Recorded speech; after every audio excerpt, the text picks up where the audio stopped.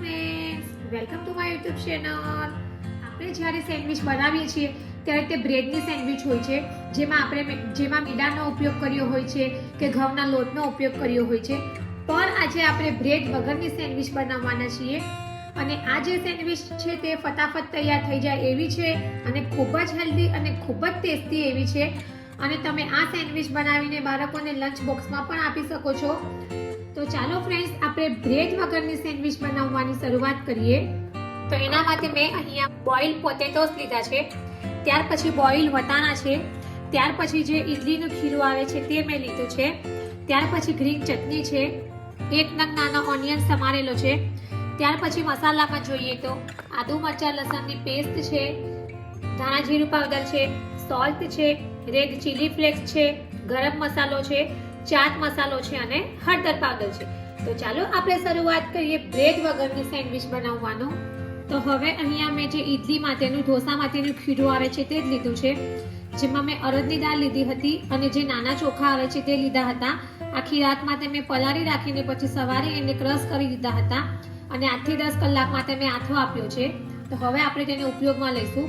તો હવે આપણે આ ખીરામાં સ્વાદ મુજબ સોલ્ટ એડ કરીશું અને બરાબર મિક્સ કરી લઈશું.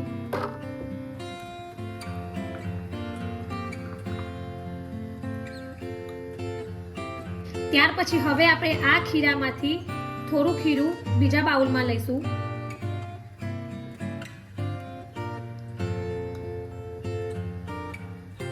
તો અત્યારે મેં 3 ચમચા જેટલું જ ખીરું લીધું છે. ત્યાર પછી હવે આપણે આમાં થોડો ઈનો એડ કરીશું.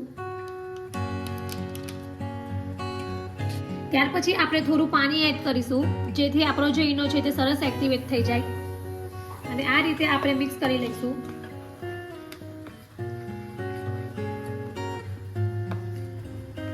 તો હવે મેં અહીંયા ઢોકળાની પ્લેટ લીધી છે, જેમાં આપણે આ રીતે ખીરું એડ કરી લઈશું અને આપણે અત્યારે આ જે ખીરું છે તેમાંથી 2 પાતળા લેયર તૈયાર કરીશું. એના માટે મેં અત્યારે 3 થી 4 ચમચી જ ખીરું લીધું છે. ત્યાર પછી આપણે બીજી ડીશમાં પણ આ જ રીતે રેડી કરી લઈશું અને હવે આપણે ઉપરથી થોડો મરી પાવડર એડ કરીશું.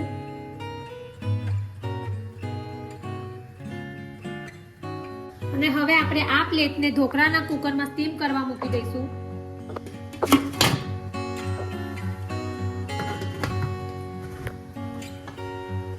લગભગ 4 થી 5 મિનિટ માટે આપણે એને હાઈ ફ્લેમ પર સ્ટીમ કરીશું.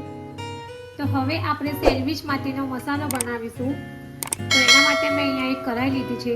ત્યાર પછી આપણે તેમાં 1 ચમચી ઓઇલ એડ કરીશું. ત્યાર પછી આપણે તેમાં અડધી ચમચી રાઈ એડ કરીશું અને રાઈને આપણે થોડી શેકાવા દઈશું.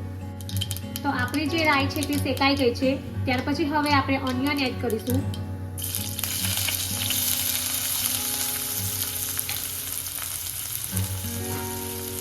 અને હવે ઓનિયનને આપણે થોડો ગોલ્ડન જેવો થવા દઈશું.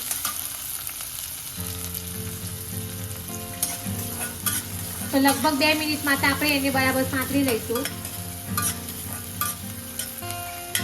તો આપણો જે ઓનિયન છે તે એકદમ સરસ રીતે શેકાઈ ગયો છે. ત્યાર પછી હવે આપણે આ જે મસાલા છે તે એડ કરીશું અને મસાલાને આપણે ઓનિયન સાથે બરાબર મિક્સ કરી લઈશું અને 1 મિનિટ જેવા આપણે એને શેકાવા દઈશું.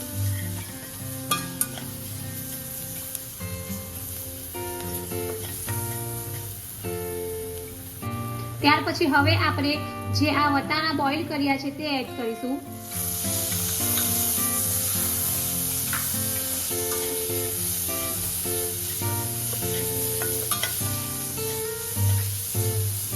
ત્યાર પછી હવે આપણે જે પોટેટોસ બોઇલ કર્યા છે તે એડ કરીશું અને આ બધું આપણે બરાબર મિક્સ કરી લઈશું. ત્યાર પછી હવે આપણે મેસરથી બટેટાને આ રીતે થોડા થોડા મેશ કરી લઈશું.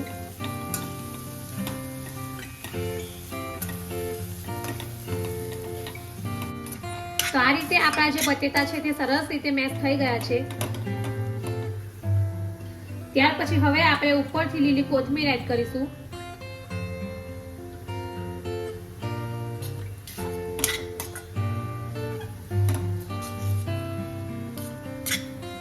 તો આપણો સેન્ડવિચ માટેનો મસાલો રેડી છે. તો હવે આપણે ગેસ ઓફ કરી દઈશું અને આ જે મસાલો છે તેને આપણે ઠંડુ કરવા દઈશું. તો હવે આપણા જે ઢોકળા છે તે એકદમ સરસ રીતે સ્ટીમ થઈ ગયા છે. તો હવે આપણે ગેસ બંધ કરી દઈશું અને એને ઠંડુ પડવા લઈશું. તો આ રીતે મેં સેન્ડવિચ માટેની 2 અલગ અલગ સ્લાઇસ રેડી કરી લીધી છે. તો હવે આપણે આ જે ફર્સ્ટ સ્લાઇસ છે તેની ઉપર જ આ સેકન્ડ સ્લાઇસને આપણે મૂકીશું.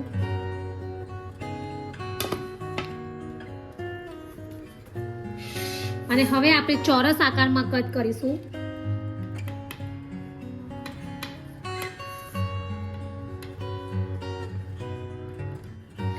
તો આ રીતે આપણે ચોરસ આકારમાં જે સ્લાઇસ છે એને કટ કરી લીધી છે. તો તમે જોઈ શકો છો કે આપણી સેન્ડવિચ માટેની જે સ્લાઇસ છે તે એકદમ સરસ પોચી બની છે. હવે આપણે આ બે સ્લાઇસ છે તેને અલગ કરી દઈશું. સૌથી પહેલા આપણે એક સ્લાઇસને આ રીતે ડીશમાં લઈશું. ત્યાર પછી આપણે એ સ્લાઇસ ઉપર આ રીતે ગ્રીન ચટણી સ્પ્રેડ કરીશું.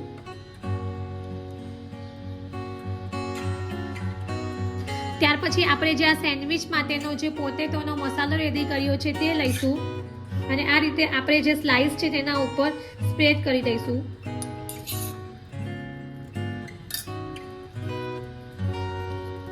બધી બાજુથી આપણે મસાલાને એકદમ સરસ રીતે સ્પ્રેડ કરી દઈશું.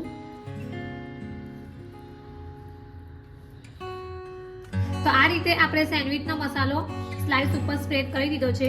ત્યાર પછી હવે આપણે ઉપરથી થોડો ટોમેટો કેચઅપ એડ કરીશું. ત્યાર પછી આપણે થોડો ઓરેગાનો એડ કરીશું અને હવે આ જે બીજી સ્લાઇસ છે તેને આપણે આ સ્લાઇસની ઉપર મૂકી દઈશું અને હવે આપણે ઉપરથી થોડી ગ્રીન ચટણી એડ કરીશું.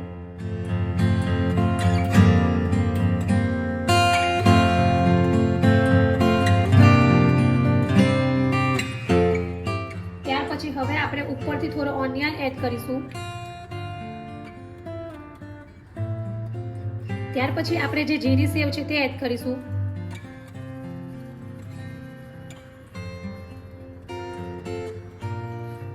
ત્યાર પછી આપણે લાસ્ટમાં થોડો ઓરેગાનો એડ કરીશું.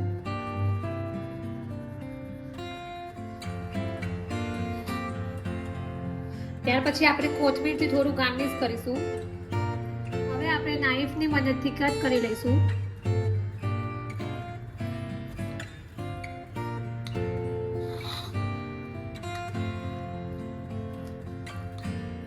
આપણી સેન્ડવિચને હવે આપણે સર્વિંગ પ્લેટમાં સર્વ કરીશું.